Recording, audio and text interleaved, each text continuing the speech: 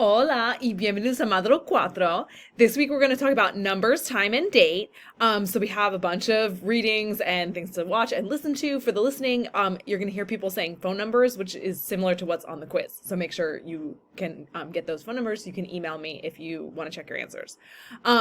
Here we have something that says upcoming assignment pronunciation project 1. So the first pronunciation project is next week, week 5. But these are just some pronunciation tutorials to get you thinking about the vowels and consonants so that next week when you do the pronunciation project, you'll have those in mind. So just review those and start thinking about pronunciation, focusing on pronunciation for next week.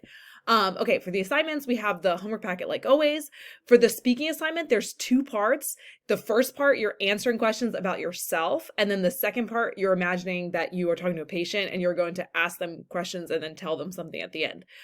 So you can do both parts just in one file, just say like part 1, part 2, or you can submit 2 files, it's fine. And then the quiz like always. So let me know if you have any questions y nos vemos pronto.